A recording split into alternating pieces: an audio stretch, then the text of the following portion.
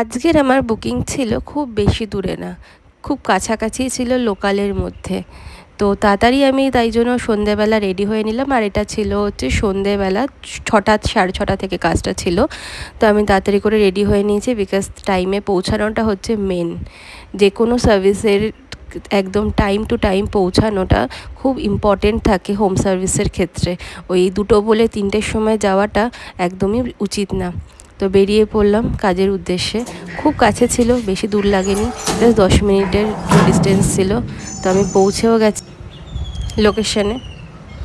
যত লিফটে উপরে উঠছে তত একটা আওয়াজ শোনা যাচ্ছে। তোমরা কি শুনতে পাচ্ছ আওয়াজটা? উপরে একজন আমার জন্য গেটের সামনেটা ওয়েট করছে। কিছুক্ষণ পর দেখাবো কে ওয়েট করছে আমার জন্য। আর আজকে ক্লায়েন্টের শেপ করার ছিল সিলেটো শেপটা কমপ্লিট হয়ে গেছে। দেখে জানিও যে শেপটা কেমন লাগছে। দিদির হাতে কিন্তু এই শেপটা খুবই ভালো লাগছিল। আর এই যে আমার জন্য ওয়েট করছিল আর চেল্লাচ্ছিল, দেখো তো কীরকম লাগছে দেখতে, খুব কিউট একটা বাচ্চা।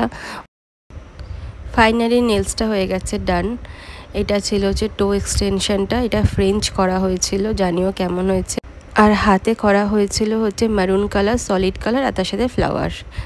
আর বাড়ি ফেরার পথে এই যে আমার বাড়ির পাশে সবাই বসে আছে, বিকজ ওদের রাতে এখনও অবধি খাওয়া হয়নি। তো আমি যত রাত্রি ফিরি না কেন, যতই অন্ধকার থাকুক না কেন, ওদেরকে বসে থাকতে হয় আমার জন্য। আজকে কম আছে, আজকে এই কজনই আছে, কিন্তু রোজ সবাই থাকে। তো যতটাই টাইম নিয়ে আসি না কেন, ওরা তো আমার জন্য ওয়েট করে।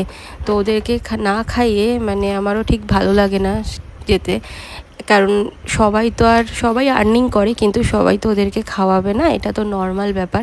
সবাই নিজের ভালো থাকাটাই দেখে, কিন্তু কখনোই ওদের যে একটু ভালো থাকা দরকার আছে, সামান্য তো বিস্কিট খাওয়া, দিন শেষে ওদেরকে একটুখানি নিজের ক্ষমতার মতন একটুখানি খাওয়াবেন, দেখবেন আপনার কমে যাবে না, এটাই বলার আছে। কারণ ওরা খুব বেশি খায় না।